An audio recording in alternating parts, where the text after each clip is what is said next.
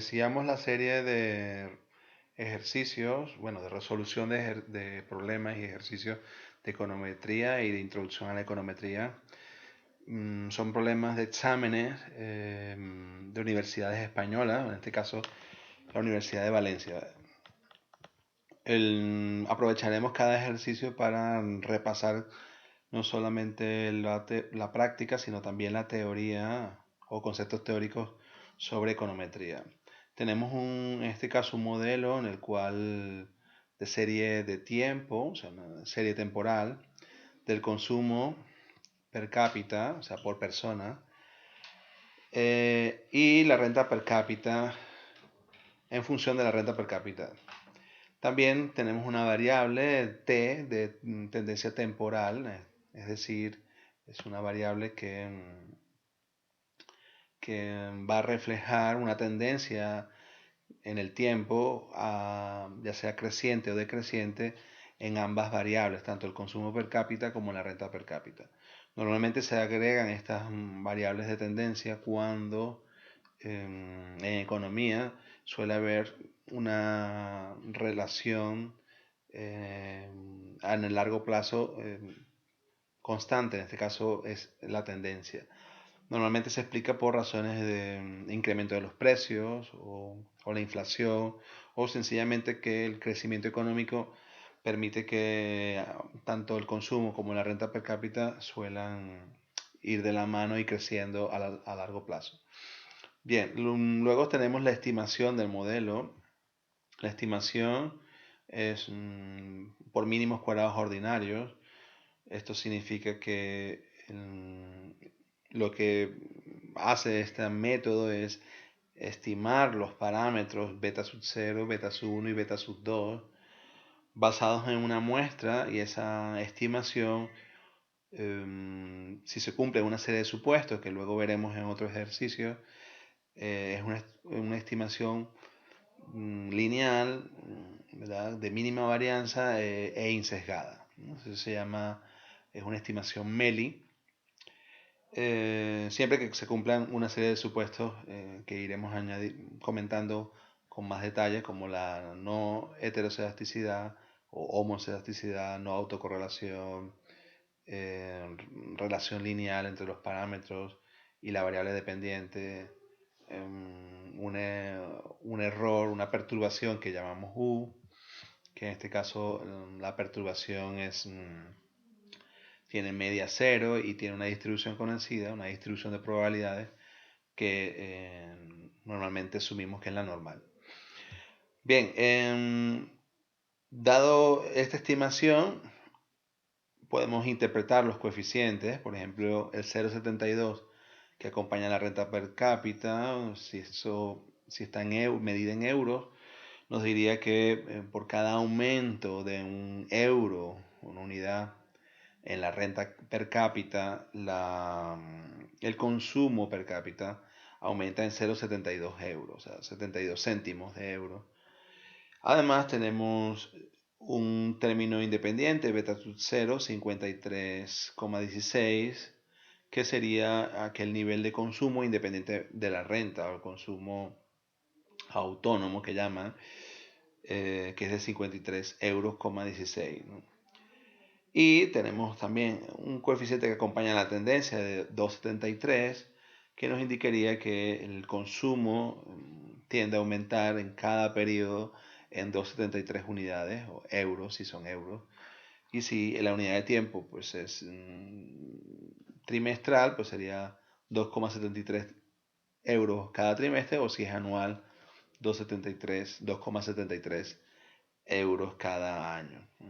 Además nos dan la información sobre el coeficiente de determinación, R cuadrado, que mide la bondad de ajuste, es decir, qué porcentaje o qué proporción de la variación del consumo per cápita, o sea, la variación total, es explicada por el modelo. En este caso, el modelo, como tiene únicamente dos variables, la renta per cápita y la tendencia, eso nos diría que el 99,54% de la variación del consumo per cápita está aplicado gracias a la renta per cápita y la variable tendencia. Es decir, hay una parte no explicada, una variación no explicada, que si el modelo está bien especificado, es decir, si la única variable relevante para explicar el consumo per cápita es la renta per cápita, pues se debería esa diferencia desde el 99,54% hasta el 100% sería explicado por la perturbación o por factores aleatorios que no, que, que no puede reflejar ni la renta ni la tendencia.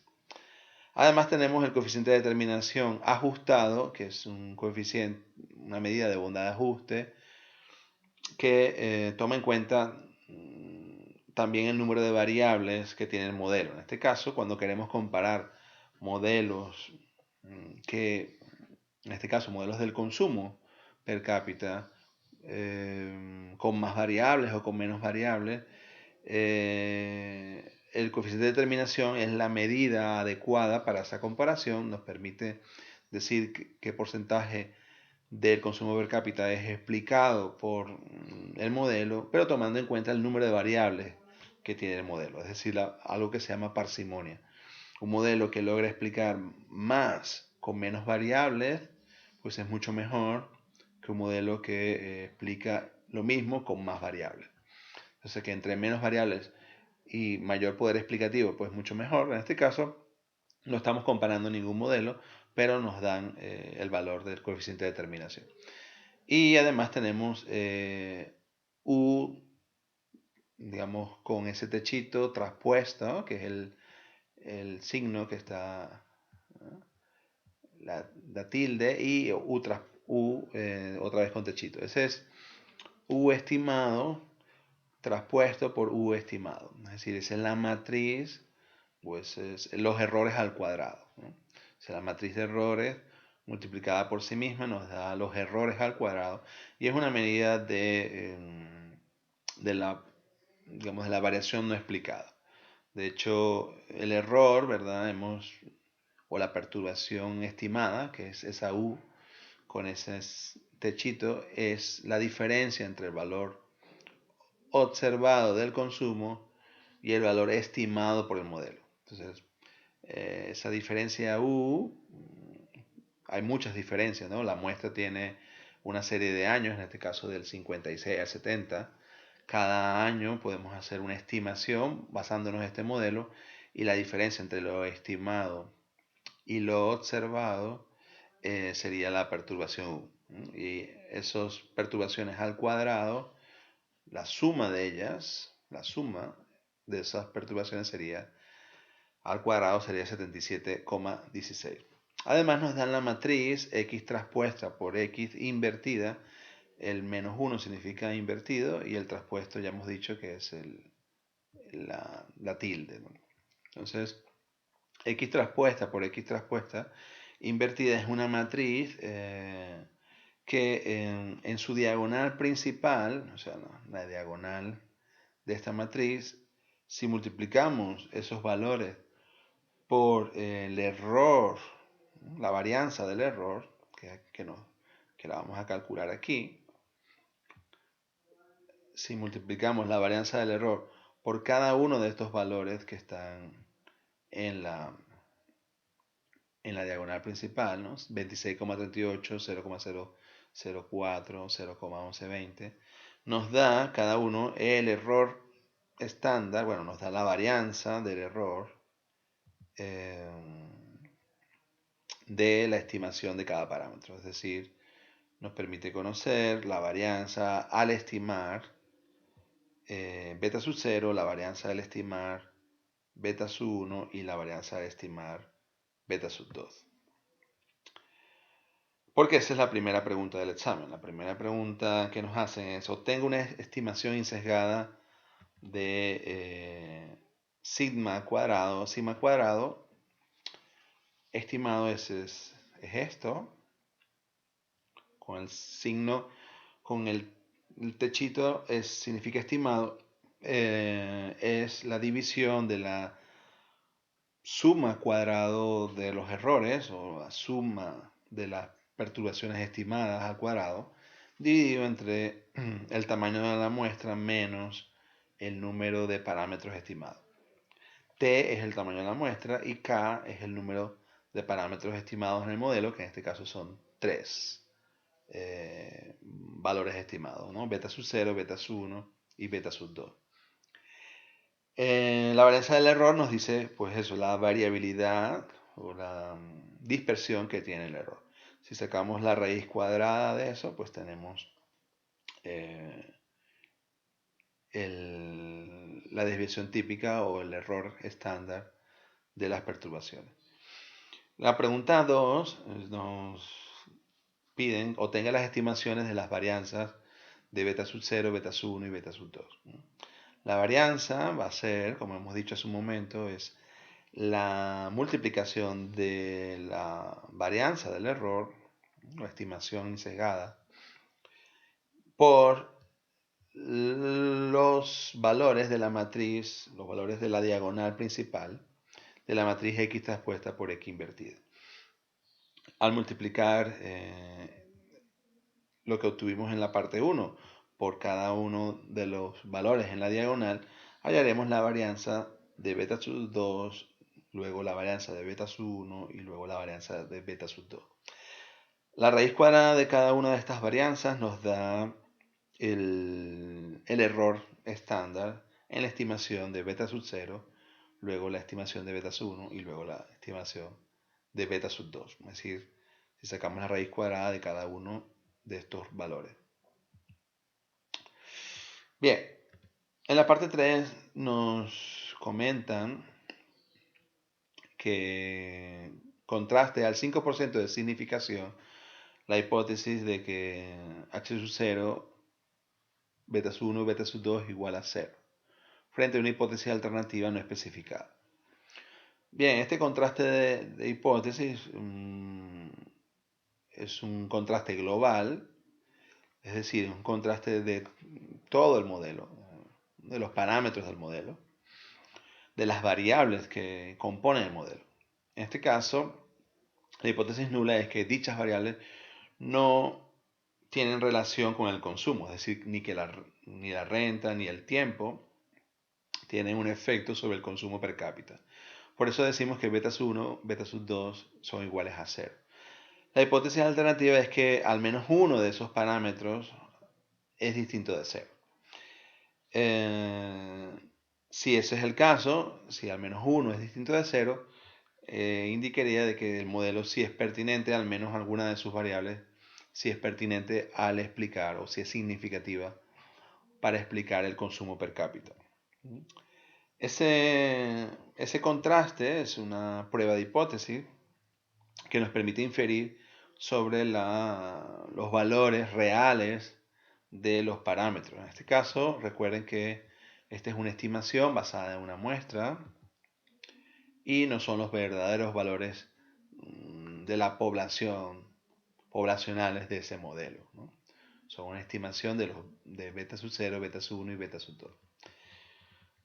Bien, entonces, para llevar a cabo esa comprobación, ese contraste, usamos un test, un estadístico, en este caso es una prueba F, donde la fórmula básicamente es usamos el coeficiente de determinación, K, que es el número de parámetros estimados, T, que es el tamaño de la muestra, en este caso son años, y 15 años, 3 son los parámetros estimados, son beta sub 0, beta sub 1 y beta sub 2, y el coeficiente de determinación, lo teníamos arriba, es 0,9954. Al calcular esta fórmula nos da el valor del estadístico F. Ese estadístico F se compara con una tabla, que es la tabla F de Snedeker. Si este estadístico, si este valor calculado, que es muestral, basado en la muestra, es mayor al valor de F para ese tamaño de muestra y para esos grados de libertad, los grados de libertad los sacamos de aquí, son K-1 en el numerador y T menos K en el denominador. Y la significatividad es del 5%, es decir, es la probabilidad de cometer error. En este caso es de rechazar la hipótesis nula siendo verdad. La hipótesis nula, recuerden que es que los parámetros son iguales a cero. Entonces ese es el máximo error de tipo 2 que llamamos, que queremos cometer, 5%. No los dan en el ejercicio, pero podría ser 1% o 10%. Ahora mostraremos cómo se busca en la tabla F para comparar con el estadístico, que en este caso nos dio 1298,35, que el valor de F vamos a comparar. Bien, aquí estamos con la tabla F de Snedeker. La tabla normalmente nos dirá los grados de libertad en el numerador, en la primera fila, en la parte superior, y en la primera columna los grados de libertad del denominador. En nuestro ejercicio estamos con K-1 en el numerador, son los grados de libertad, 2, en este caso 3 menos 1, y en el denominador T, N menos K. Algunos profesores usan T, otros usan N, pero este es el tamaño de la muestra menos el número de parámetros estimados, que son 15 menos 3, que son 12. Entonces buscamos en nuestra tabla, vemos aquí que el numerador nos dice 2 y el denominador buscamos los grados de libertad 12, que es esta fila, y vamos a buscar, las columnas tienen las probabilidades. En este caso, el 5% sería en la cola izquierda y en la derecha tendríamos 0,975, es decir, 97,5%. 0,05, perdón, usaríamos ¿no? Esta columna sería 0,95, que es 95%, y el restante es el 5% que nos dan de significatividad a usar. El 0,95 es la probabilidad acumulada del lado izquierdo hasta este valor, 3,885. ¿no? Y a la derecha tendríamos el 5% de error. Lo podemos ver en una gráfica de la distribución F, en este caso el área rayada es la probabilidad que sale en la tabla, 0,95, y lo que está a la izquierda, a la derecha sería el 5%.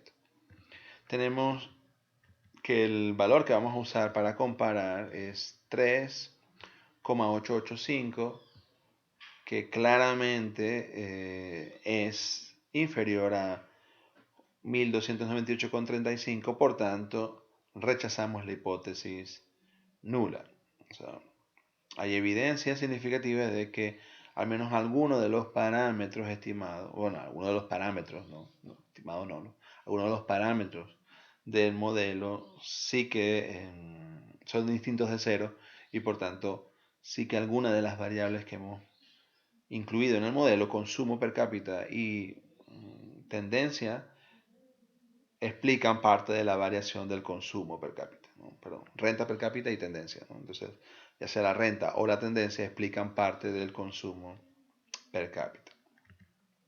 Por último, tenemos la pregunta 4, que son las estimaciones de betas 1 y betas 2 si son significativas separadamente. Cuando nos hablan separadamente es un contraste también de hipótesis, pero individual. En este caso no queremos comprobar si betas 1 y betas 2 son iguales a 0, sino vamos a hacer comprobar o hacer un contraste sobre betas 1 primero y luego sobre betas 2. Esas pruebas de significatividad individual tienen el mismo objetivo, es decir si ese parámetro es igual a 0 o no. Esa es la hipótesis nula, que el parámetro es igual a 0, y la alternativa que es distinto de 0. Y por tanto, si fuese distinto de 0, implica que la variable que acompaña a ese parámetro sí que influye, sí que afecta, en este caso, al consumo per cápita. En nuestro ejemplo, beta 1 es la que acompaña la renta per cápita.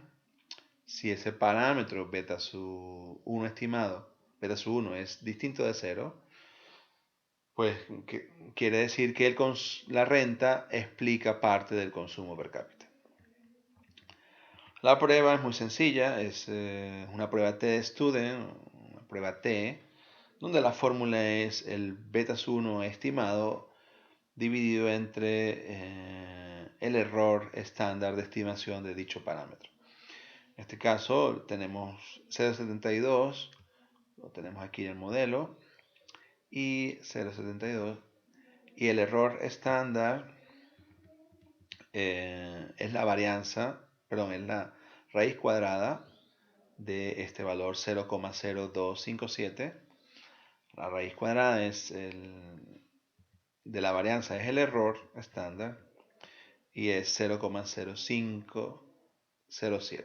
Al dividir esos dos valores nos da el estadístico muestral que compararemos con la tabla, en este caso T-Student, para un 5% de significatividad también. Y veremos si es mayor o menor. Si este valor que hemos calculado es mayor al de la tabla, que es la distribución de probabilidades de ese estimado, de ese estadístico, eso quiere decir que el parámetro, rechazamos la hipótesis nula y por tanto el parámetro es distinto de cero y la variable sí que afecta. Ahora veremos cómo se busca en la tabla T-Student.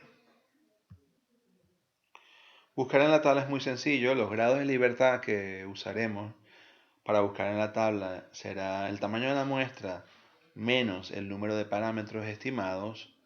El tamaño de la muestra es 15 menos 3 parámetros nos da 12.